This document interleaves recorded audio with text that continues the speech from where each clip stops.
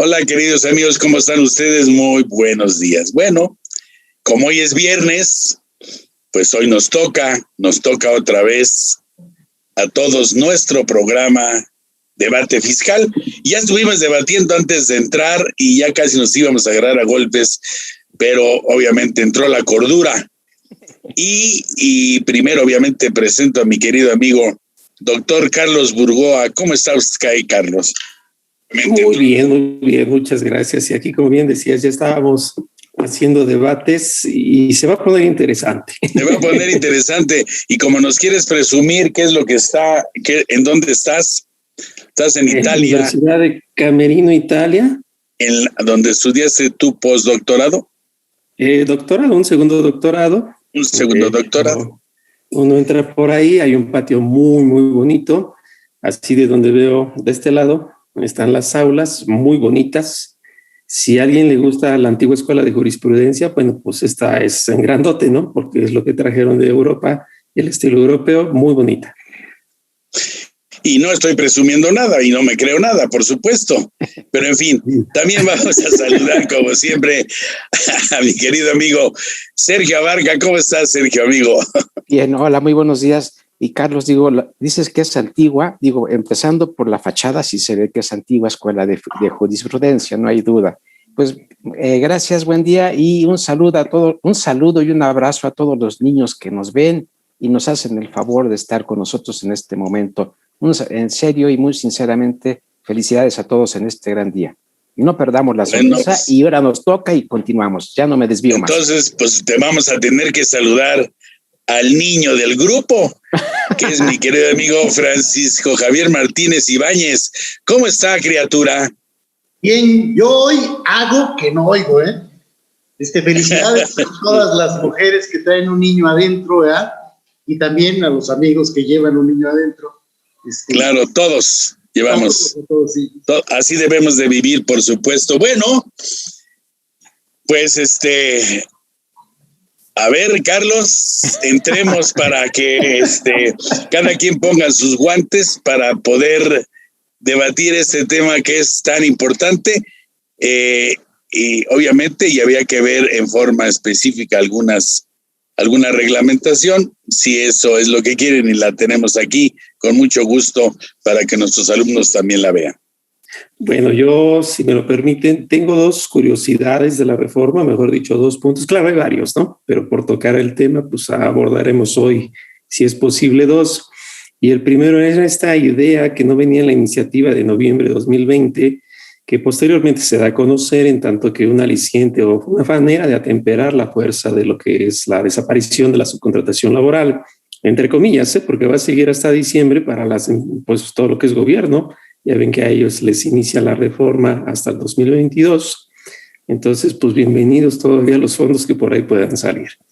Vamos al fondo. Dice el 127, le anexan una fracción octava, que el pago de las utilidades con este esquema de subcontratación se va a limitar en 2 sentidos. A 3 meses de salario de la percepción del trabajador o el promedio de los últimos 3 años, y con base en eso, pues ya quedamos.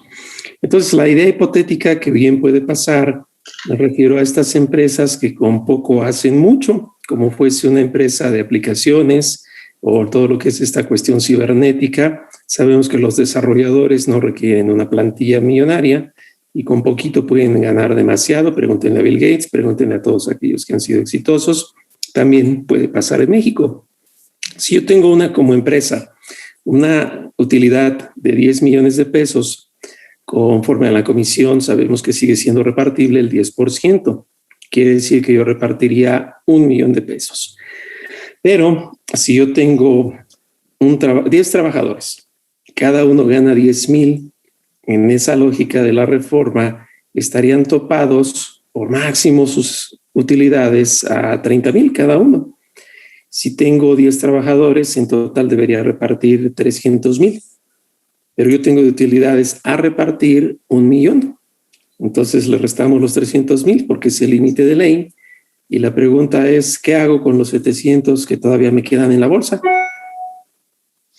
Bueno, pues no creo que tengamos mayor problema con esa situación porque acuérdense que el artículo 127 de la Ley Federal de Trabajo también limita, en este caso, en el caso de honorarios, rentistas y cobradores de intereses, a que se calcule todo lo que es la PTU, pero nada más se reparta hasta un salario que le corresponde a cada uno de ellos. Entonces, yo la verdad, este aumento o adición a la fracción octava del artículo 127, pues debe de surgirlo uno, no sobra nada, simplemente el cálculo es desde el 117 al 132 y habla de procedimiento, porque lo otro más grave es que tú puedes ganar 300,000, pero la pregunta es, ¿cuál es tu cuota diaria? Porque la PTU se reparte por cuota diaria, no se reparte por todas las demás adiciones que se ponen al salario que marca el artículo 84. Entonces tenemos dos limitantes. Primero, la cuota diaria, no se toman en cuenta horas extras, no se toma en cuenta la previsión social y etcétera. Todo lo demás que obviamente tenemos oportunidad y que van en la fracción 30ª del artículo 28. Yo, la verdad, no le vería tanto problema a eso porque no sobra nada, ¿no? Son dos límites. Uno es ex ante o uno es anterior respecto de cómo se da el cálculo, y ya que lo tenemos, o el otro es posterior. Al reparto se limita, repito, a los 3 salarios o 3 meses de salario o al promedio de que se haya ganado en los últimos 3 años. Lo que resulte mejor, la verdad no tendría por qué haberse dicho eso, porque el 18 de la misma ley laboral dice que en caso de duda la interpretación es la más favorable al trabajador. Pero bajo esa lógica que quisieron atemperar el pago de utilidades en la idea de no hacer tan difícil la reforma al sector empresarial, si yo tengo una PTU por repartir que no alcanza el monto del 10% que me marca la comisión, es decir, si me sobra dinero en mí como empresa, ¿qué hago con ese sobrante? Me lo gasto, lo guardo a la que sigue, y si al que sigue va a ser igual y me lo llevo per in secula seculorum, así. Más que el artículo 28, fracción 28, creo, de la ley del ISR dice que la PTU no repartida tampoco es deducible. En lógica tampoco me la debo gastar. Bien. ¿Qué va a pasar? Sí, ahí en sí perdón, adelante, Jesús. Adelante. No, tú, por favor. Gracias. Sergio. Carlos, tengo alguna observación, bueno, no más una observación, sino como complemento. Si tú recuerdas, en la parte inicial, cuando vino todo lo de la subcontratación, no estaba incluida la PTU. Eso ya vino posteriormente. De tal suerte que yo, como lo entendí, no sé si estén de acuerdo, es que efectivamente una de las estrategias que se hacía en muchos lugares es hacer la segregación de los trabajadores para en este caso, abatir la participación de utilidades. Entonces, ¿qué es lo que dice? Vamos a abatirlo y pones la limitante. Entonces, decir, oye, aunque hagas esa parte, dice, te va a salir más caro, vamos, si yo lo quiero parafrasear, te dice, te sale más caro el caldo que las albóndigas. ¿Qué estaría pasando en este caso? Dirías, bueno, ya no tengo necesidad de hacerlo, ya tengo una cantidad mínima, tengo una cuota, que sería ese límite que tú está otorgando directamente la disposición.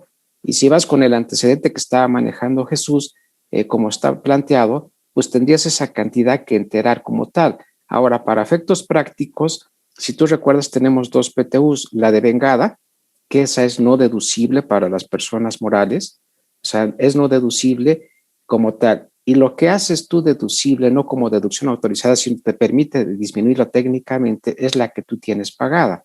Entonces, lo único que tendrías ahí sería contablemente el efecto de hacer el ajuste correspondiente, y financieramente yo concluiría que en este caso, el caso que estás tú planteando, pues sería benéfico para la empresa, el supuesto que tú mencionaste. Esa sería mi conclusión. No, muy bien, porque digo, yo coincido.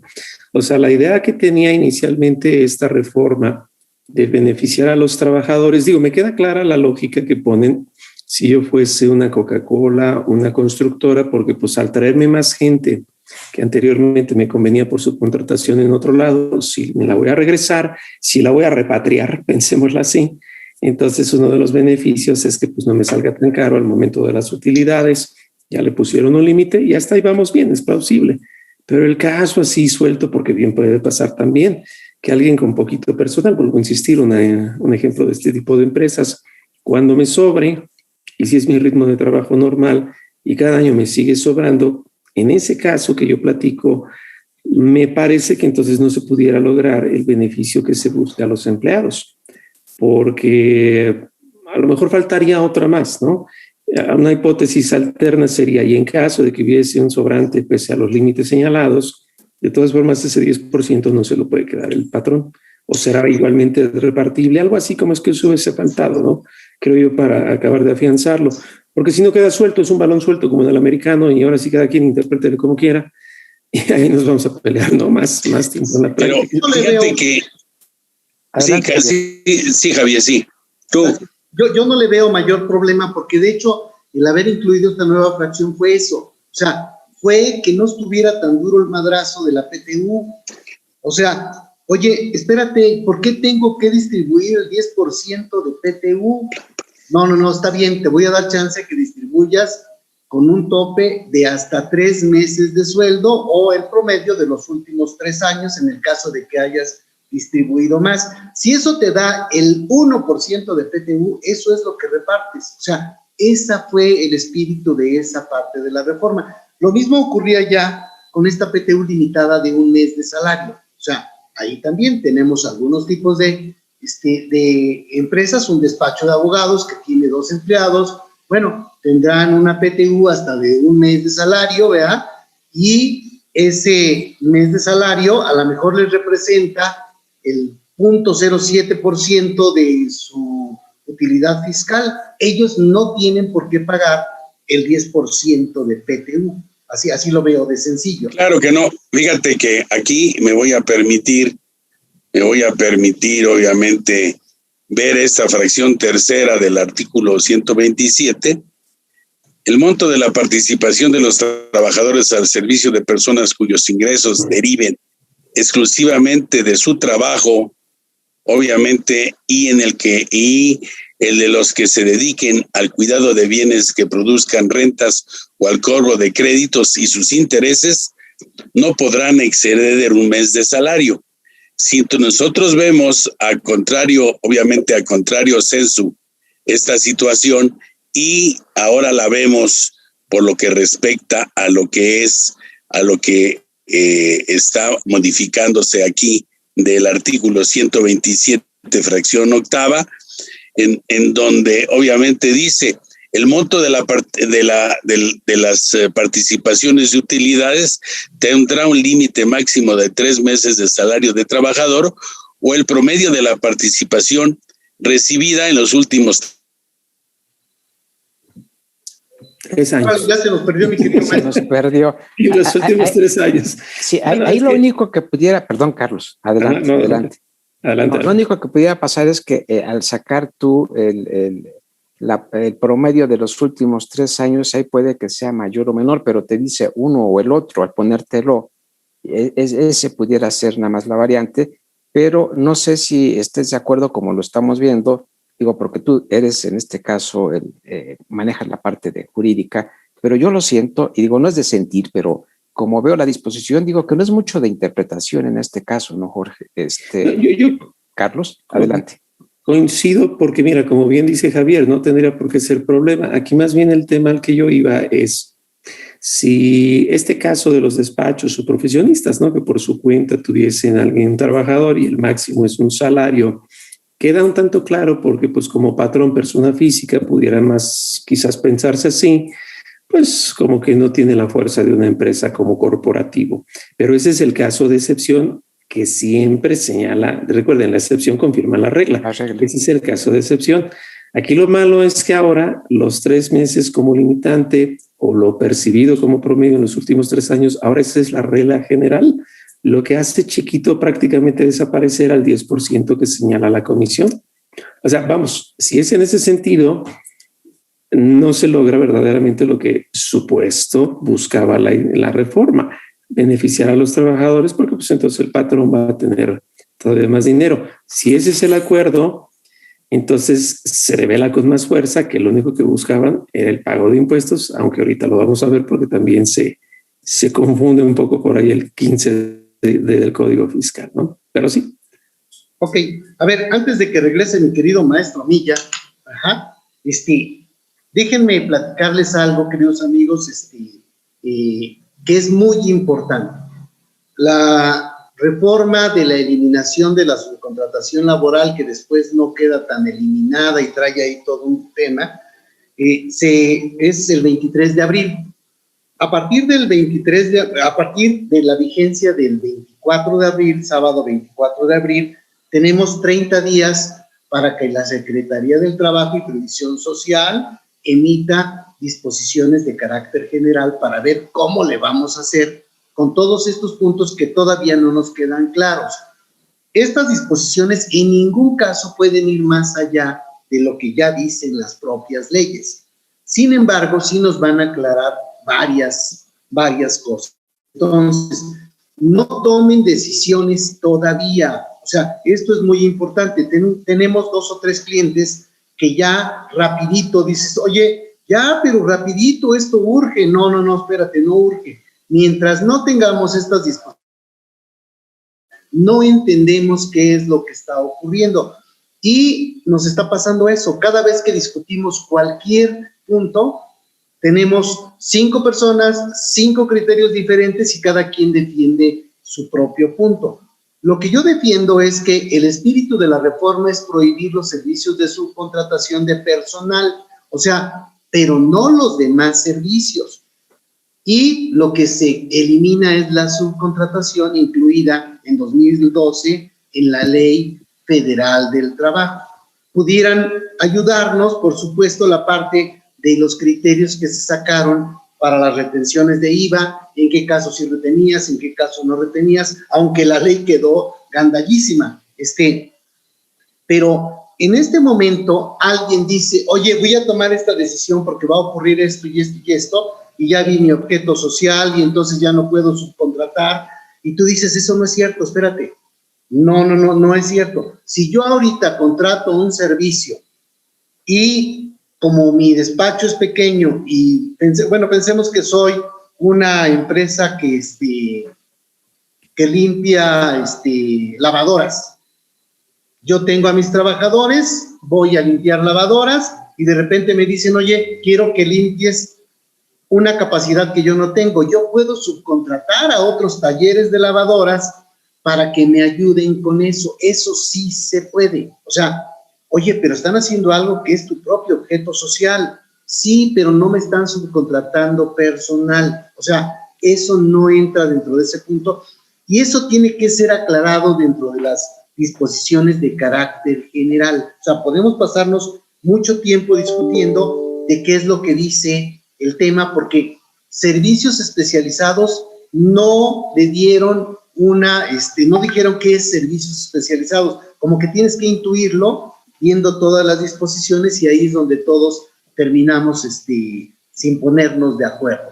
Entonces, primera recomendación, no tomen decisiones hasta que ya tengamos las disposiciones de carácter general. Según yo, van a estar la próxima semana, entonces tampoco es tanto tiempo el que necesitamos esperar.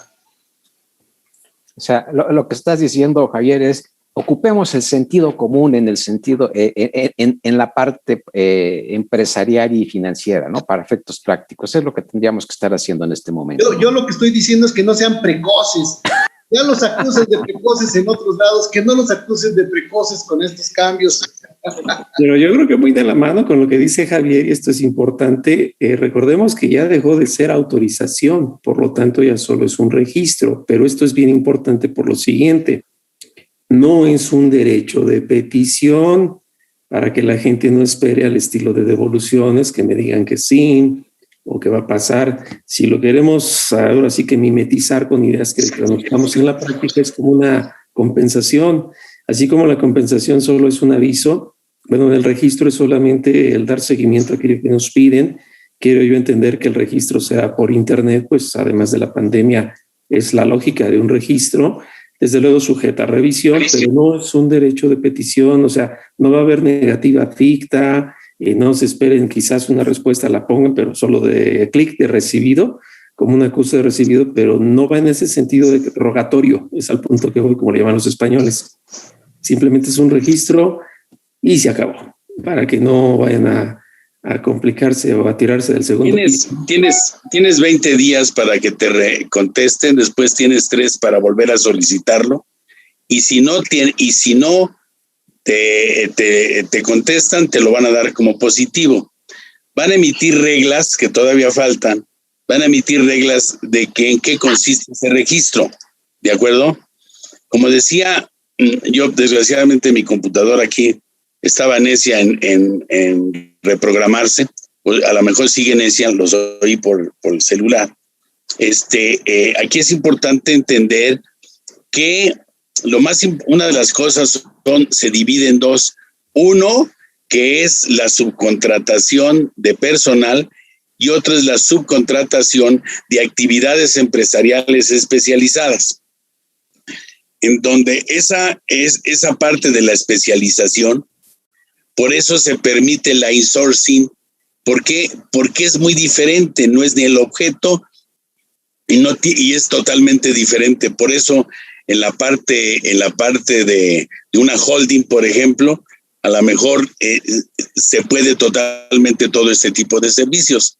Pero sí es muy importante que las empresas que se consideren especializadas deben de inmediatamente solicitar su registro. Vamos a hablar de, no sé. Ya se le volvió. Ya se me volvió. ¿Sí? ¿Ya me fui? No, ahí estás. Ok. Ahorita, a ver si ahorita se compone. Entonces, que busquen su registro de especialización, no va a pasar nada. ¿De acuerdo? No, mi querido maestro, pero yo lo que recomiendo es no se aceleren hasta no tener las reglas que van a publicar dentro de los 30 días. Por supuesto. Lo que usted está diciendo, con todo respeto, me parece magnífico, pero la neta es que hasta que yo no lea las disposiciones de carácter general de los caireles del gobierno, ¿verdad? No le voy a creer todavía. Entonces, si pudiéramos tomar decisiones aventuradas. Muchos de nosotros estamos dando muchas opiniones en las que no estamos de acuerdo varias personas. Entonces, pues el pobre empresario, nos vamos a poner de acuerdo en tanto no tengamos estas disposiciones de carácter general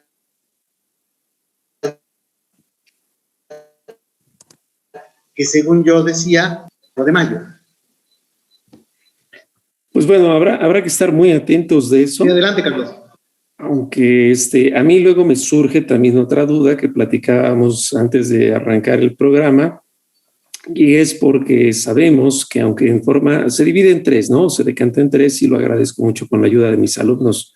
Siempre logramos más que con poquitos.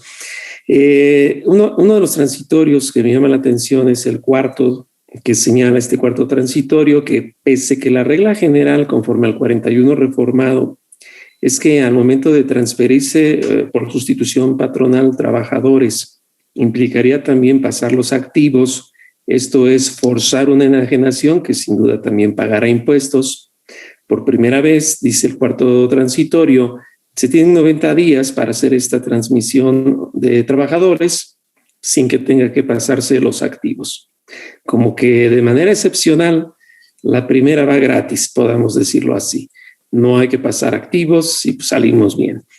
Pero viene un punto al final que me llama la atención y lo abordo rápido en 2 sentidos, tanto en lo técnico como en lo práctico. Dice que para esas finalidades al trabajador se le va a transferir reconociéndosele los derechos, dice incluso la antigüedad. Me lo pienso por lo siguiente. Al texto anterior, que todavía vivía en el 14 fracción primera de la Ley Federal del Trabajo, se hablaba de 2 elementos, derechos y condiciones de trabajo. Si le ponemos el nombre técnico, El título tercero, capítulo 5 de la Ley Federal del Trabajo habla del salario como condición. El artículo 25, fracción sexta de la Ley Federal del Trabajo, dice que dentro de las condiciones de trabajo está el monto del salario. Esto es, derechos y condiciones son un tanto distintos, aunque en una relación pues van en la misma en el saco, ¿no? ¿Qué quiero dar a entender con esto? Derechos, pues es que puedan salir los viernes temprano, que tengan acceso a comedor, que tengan, etcétera. Entonces, vámonos al punto técnico primero. Si yo me veo muy estricto, quiere decir que solo lo paso con los mismos derechos, pero no le debo igualar las condiciones. Esto es, si yo me los traigo a mi empresa y tienen actividades similares a las que ya tienen otros en una área, me da a entender que si los míos llegan a 10 y los que llegan 5, pues con 5 se quedan, ¿no? Porque yo me los llevo igualitos, pese que el 86 de la Ley Federal del Trabajo diga que a trabajo igual, salario igual.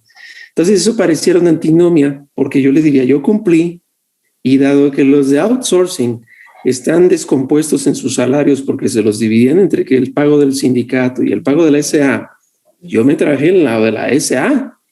Y bajo esa lógica, pues si ellos ganaban 5, pues con la pena me lo traje con 5. Y ese es el efecto práctico. En la realidad, todo trabajador que estuviese en esquema de subcontratación salía oficialmente más barato, pues por eso los mandaban allá. Entonces, ¿cómo entender esto? 2 dudas, vuelvo a repetirlas. ¿Se irá a entender a derechos igual que condiciones? Y segunda, ¿será que me los traiga igual pese que el 86 en el caso específico de ese artículo implique que trabajo igual, salario igual, pero no obstante el transitorio dice, ¿te los traes como estaban? Volvemos al tema, ¿no? O sea, en la práctica todo va a pasar. Entonces, pero eso nos lleva todavía, muy rápido, Sergio, adelante, sí, a muchos problemas. Voy a traer trabajadores a una empresa que los tenía en 2 empresas de insourcing o de outsourcing, los trabajadores de confianza y los trabajadores sindicalizados o sindicalizables. Entonces aquí mi problema es que el mundo fiscal me lleva a limitantes de generalidad y entonces es muy probable que lo que ahorita diga el abogado laboral que tenemos que hacer en el mundo fiscal me den toda la torre con cuestiones que me lleven a previsión social que sería no deducible. Ya de por sí la mitad, casi la mitad pudiera ser no deducible en caso de que sea exenta, pero me puede llevar todavía a ese punto. Entonces nos vuelve a meter en costos que están por ahí adicionales, además de lo que bien mencionas, Carlos, de que pudieran darse enajenaciones en el caso de que en la sustitución patronal también pasemos los activos. Adelante, Sergio, perdón. No, yo únicamente, me parece muy interesante cómo estás haciendo el planteamiento, Carlos, porque de alguna forma, antes de que entráramos, van a decir estos antes de que entraran, pues ya póngase el programa desde antes entonces y dejen de estarlo platicando. Hablábamos, decía, hay una relación de trabajo, pues tú tienes un derecho y una obligación en contraparte. Y decíamos, yo tengo la obligación de prestar mi servicio y tú tienes el derecho de recibir trabajo y otro tiene que pagarlo como obligación. Y ahí hablamos de de lo que sería la obligación como tal. Pero es claro que como está efectivamente la ley de trabajo, sí te hace esa distinción. Entonces, hacerte la distinción entre lo que es el derecho y condición, y como lo estás planteando, resultaría claro que en este caso son conceptos distintos y no tenemos que mezclarlos, ¿no? Bueno, fíjese que, perdón, es que le digo que aunque lo sigo oyendo y sigo obviamente muy atento por lo que se está marcando. Mándanos por el Face, Jesús, así más fácil. es que ahora quiere ser el Shazam este día de... Bueno, a mí me gusta esto porque lo he estado analizando y cada vez que lo analizo salen cosas nuevas.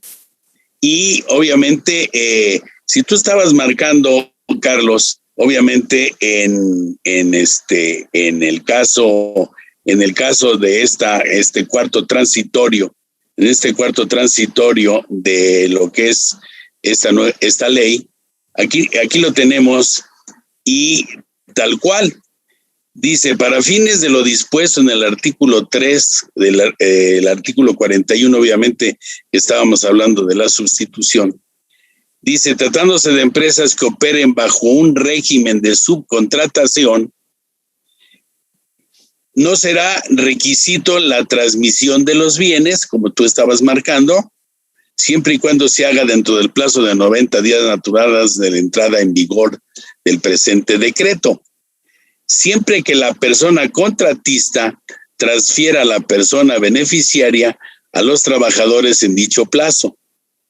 En todo caso, se deberá reconocer los derechos laborales, incluida la antigüedad que se hubiera generado para efectos de la relación laboral. O sea, hasta ahí, esto es lo que se refiere a la parte del transitorio cuarto. Entonces, estamos hablando de una serie de derechos, incluso lo que es la antigüedad.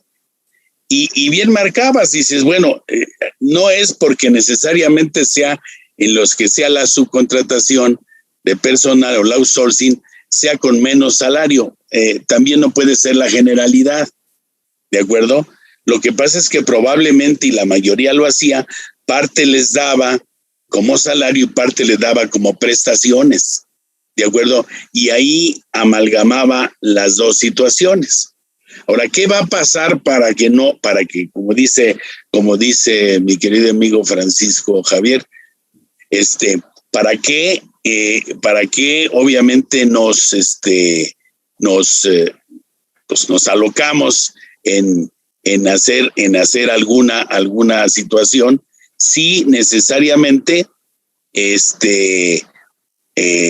tenemos que tener paciencia, obviamente, para las reglas, ¿no? En la transmisión no hay reglas, las reglas solo son del registro. Esto ya va a ser... Pero fíjate, Carlos, perdóname, sí tiene que haber reglas, porque si la ley me permite que en la transmisión en el caso de algunas operaciones como la fusión y la escisión, se cumplan reglas para que no se considere enajenación, ¿sí me explico? Aquí estamos hablando que puede ser una empresa que se dedique a eso. ¿Y qué pasa con las acciones? Voy a venderte todo con una utilidad posible de acuerdo al precio del mercado, según el artículo 17 del Código Fiscal de la Federación. Es que aquí son dos cosas. Primero, nada más pasan los fierros, no la sociedad, solo los fierros.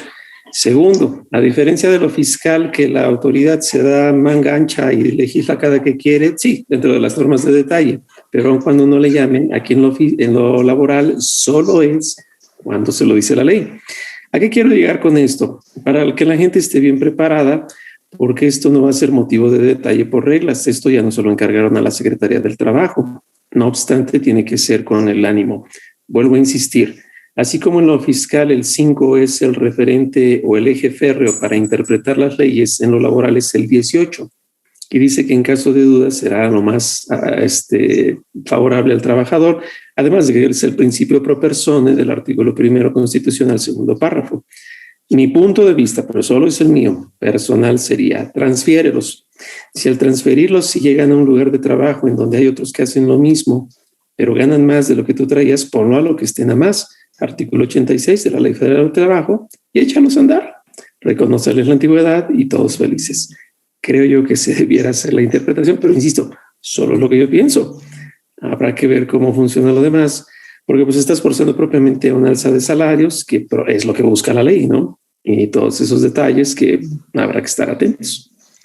Y entonces ese artículo 86 que estás marcando, ¿se tendría que emparejar algún tiempo?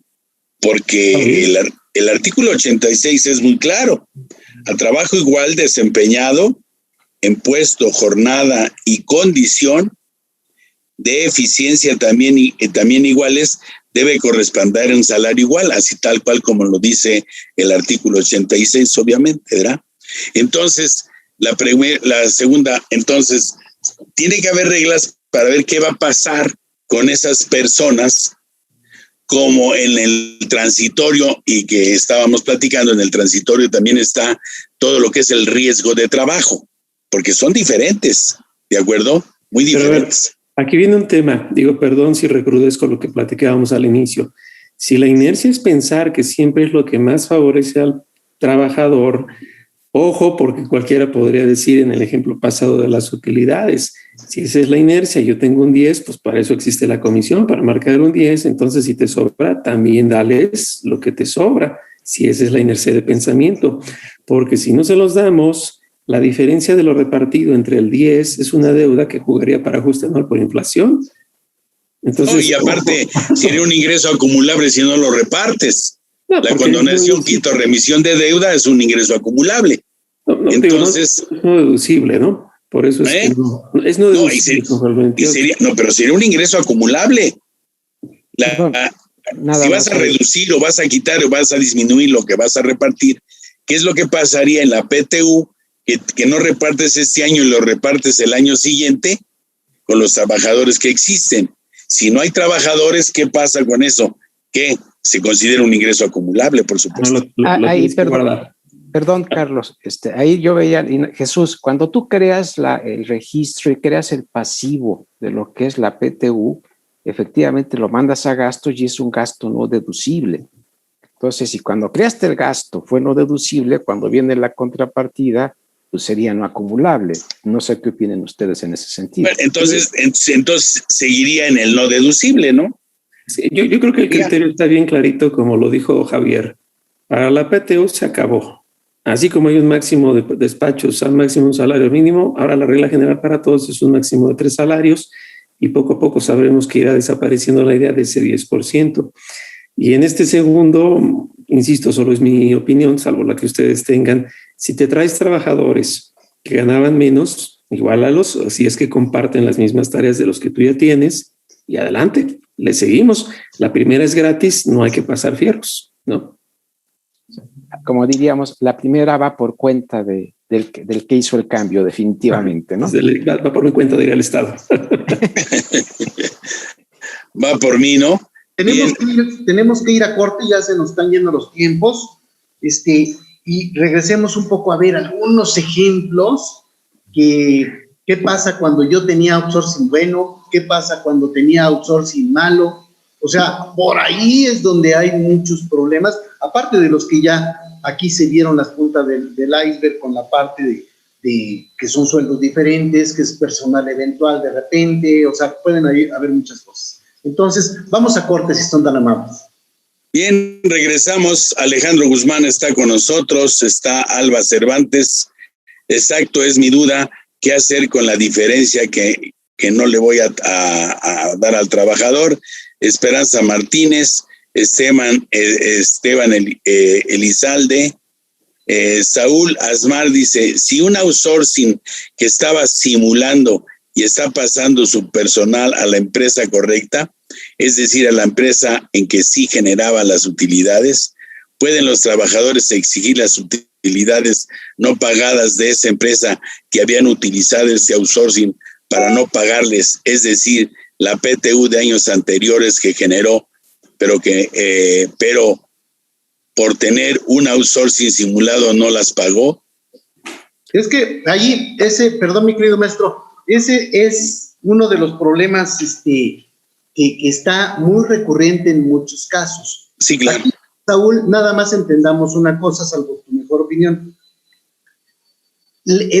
Los artículos 2, los 15 de la Ley Federal del Trabajo permitían la subcontratación laboral. Si pasabas los escalones, entonces los subcontratistas eran los patrones. Si yo en este momento me traigo a ese personal a la empresa operadora, donde están los fierros, entonces tendré que tener mucho cuidado con qué es lo que digo. Si estoy diciendo que te voy a respetar los derechos laborales y aparte la antigüedad, pudiera caer en una bronca donde me estoy trayendo problemas que estaban en otro patrón. Pero no exactamente así, ¿no? A ver, abusados, vamos por partes. Aquí el problema se parte en el antes y en el después. En el después yo me los traigo porque así dice el transitorio. Yo les reconozco porque así dice el transitorio y hasta ahí no hay vuelta para atrás.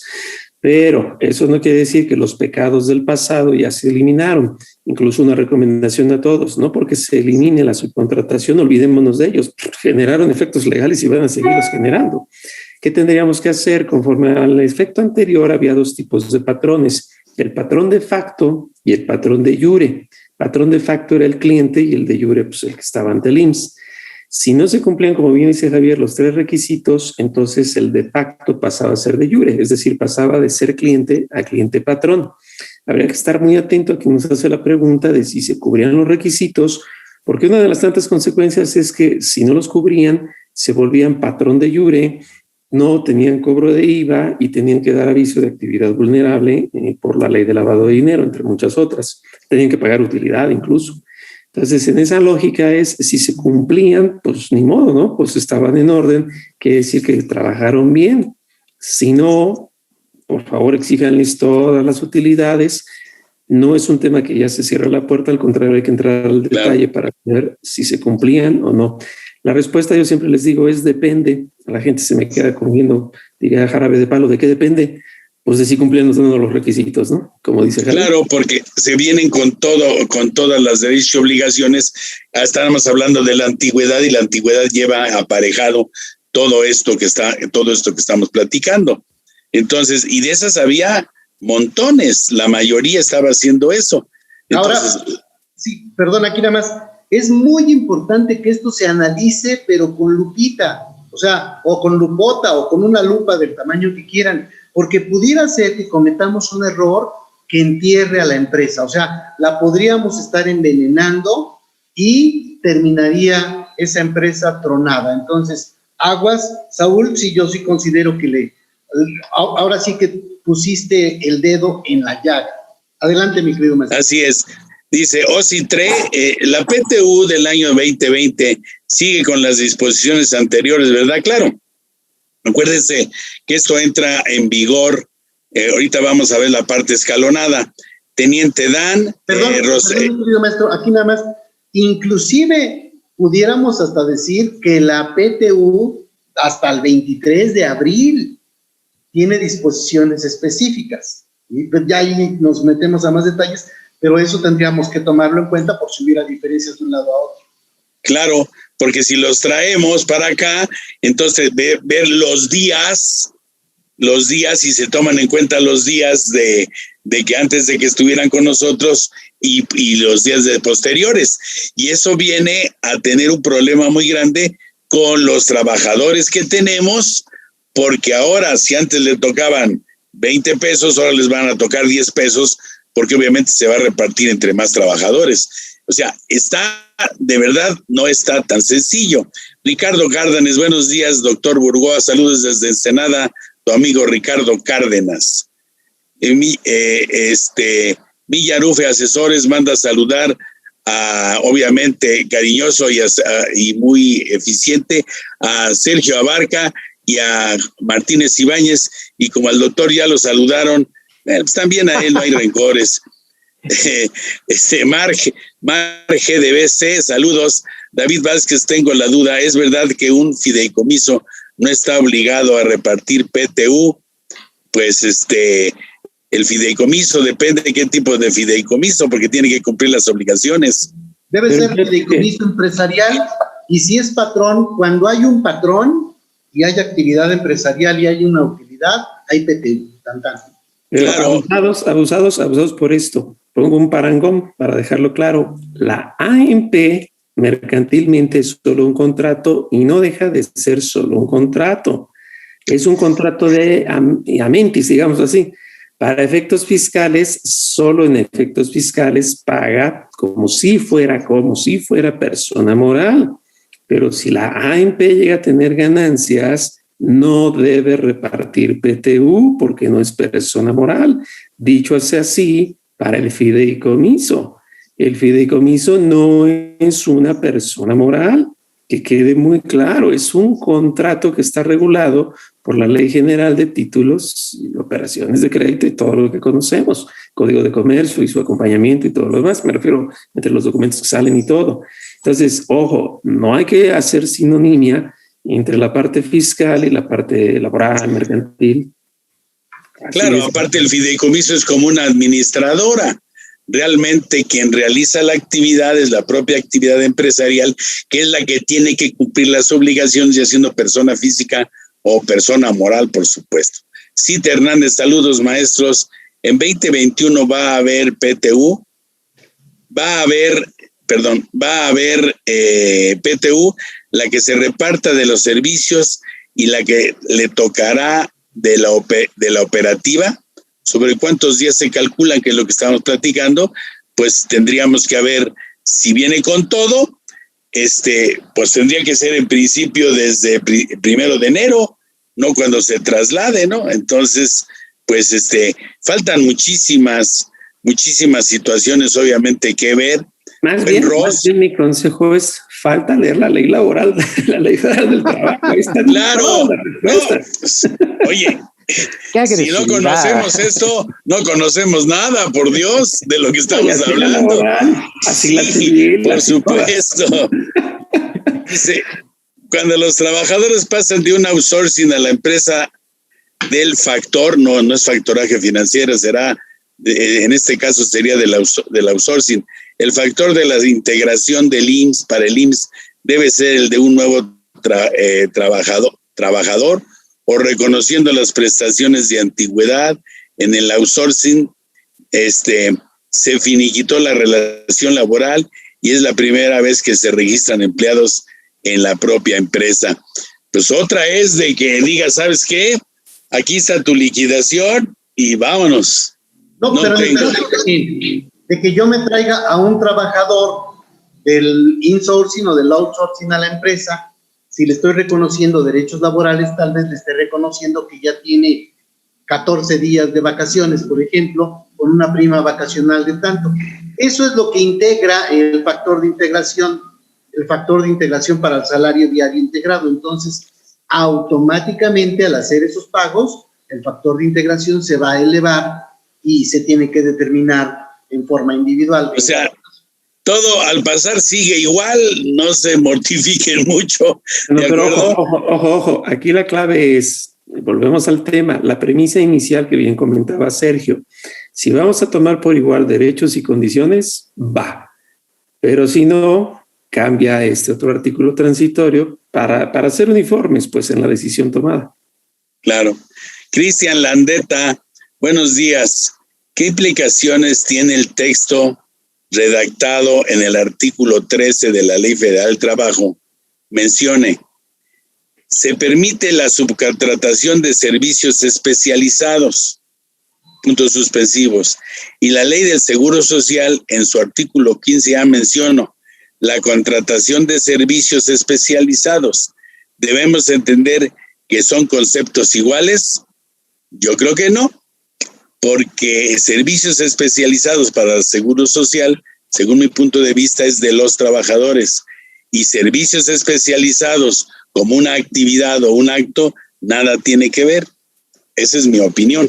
Yo opino que sí son los mismos, mi querido maestro. Yo opino que servicios especializados son en realidad los servicios que teníamos como servicios de subcontratación, nada más con la limitante de que no puedo contratarlos si son parte de mi objeto social o de mi actividad preponderante. Pero eso lo necesitamos tener claro en las reglas que van a salir en la Secretaría del Trabajo y Previsión Social. Ojalá lo incluyan. Pero ese sería el único caso, Javier. No hay... Eso sería el único caso cuando son dentro del mismo objeto social. Lo que pasa es que el concepto de servicio especializado u obra especializada tiene alta relación con el 10 de la ley laboral, que el trabajo puede ser físico o intelectual.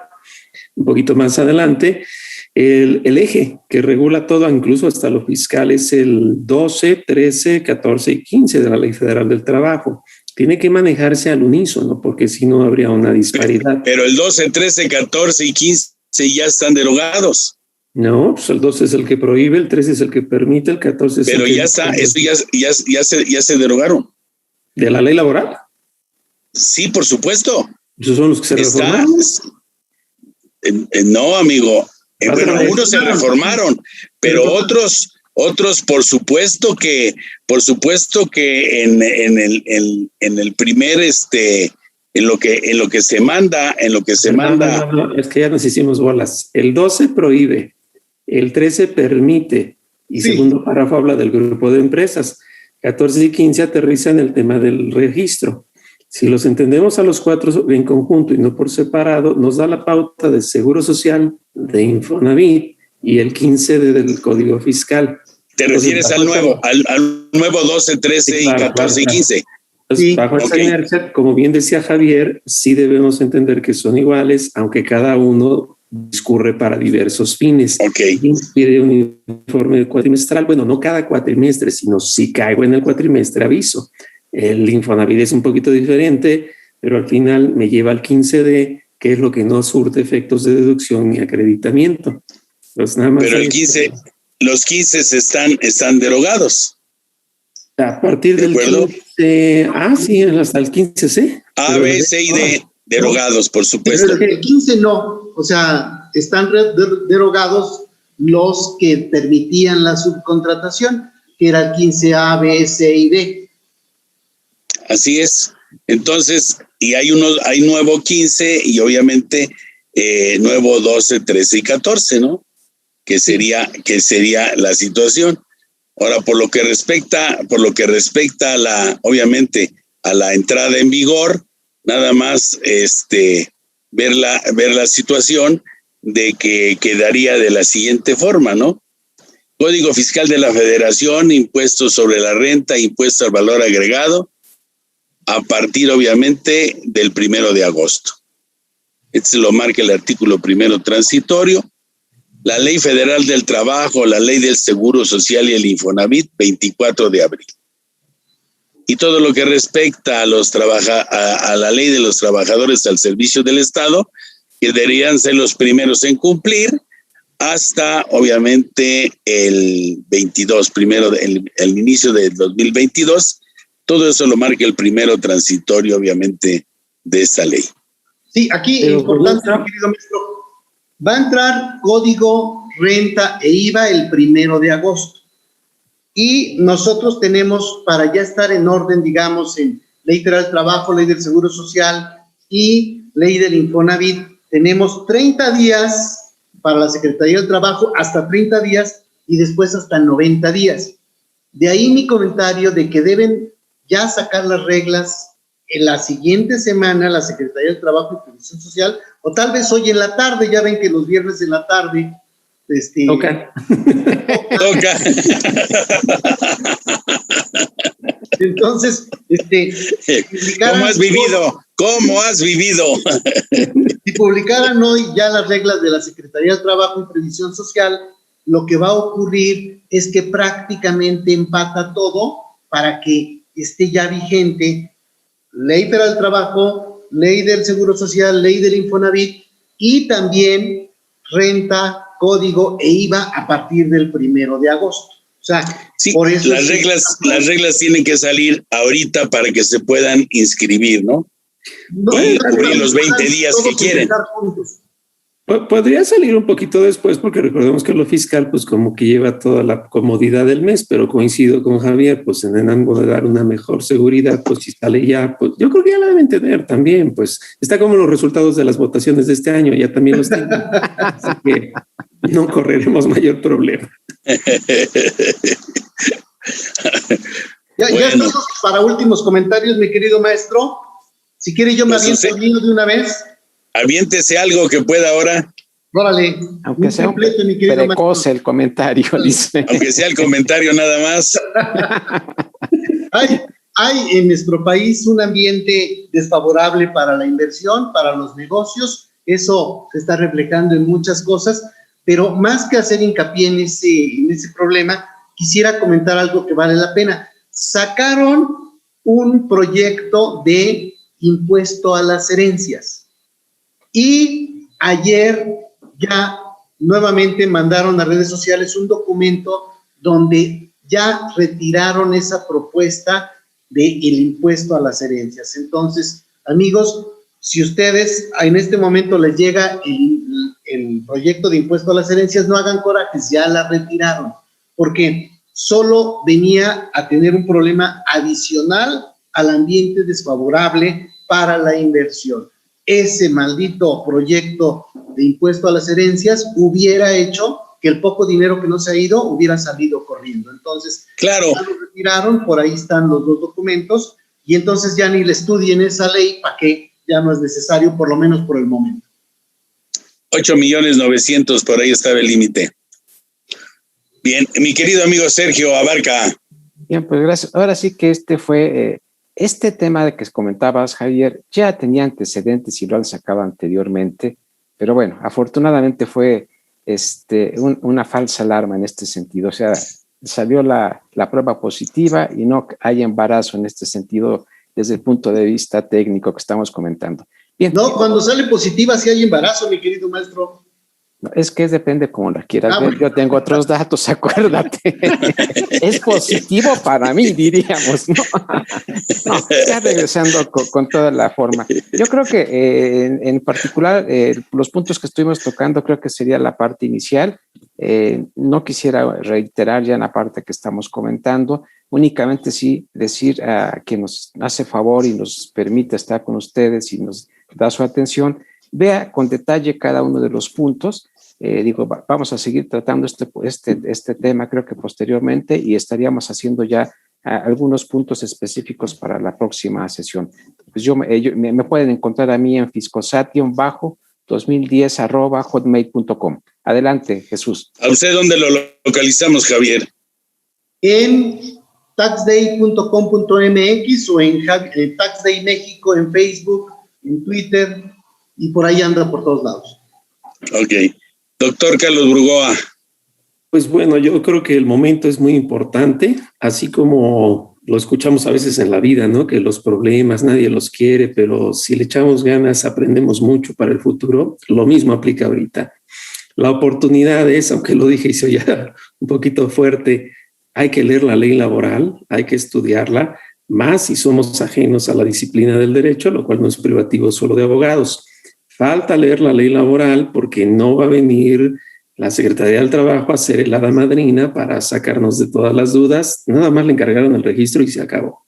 Entonces hay que sacar todas las dudas de la ley laboral, más con todas las reformas que ha tenido, y a los laboristas también es importante allegarse de los temas fiscales y así todos hacernos interdisciplinarios, porque pues la verdad es lo único que va a sacar bien adelante el problema hoy. Si traemos un reguero atrás, pues lo vamos a seguir llevando hacia adelante, no se va a corregir con muchas ganas, sino con el debido estudio, y pues de ahí, como siempre lo decimos, que se asesore bien la gente, pero de veras, las respuestas, así como dicen los teólogos, todo está en la Biblia. Bueno, pues así todo está en la Ley Federal del Trabajo, nada más leámoslo bien, y con eso yo veo como aquí ahorita llegamos a buenas conclusiones y así van a llegar. Y a mí me encuentran con mi nombre como Burgoa Toledo y Asociados o como Burgoa Editores en Facebook, en LinkedIn y en Twitter. Gracias. Bueno, yo nomás les diría que si ustedes creen que con esta plática de debate no entendieron nada, yo les aseguro que entendieron más de lo que ustedes se imaginan. ¿Por qué?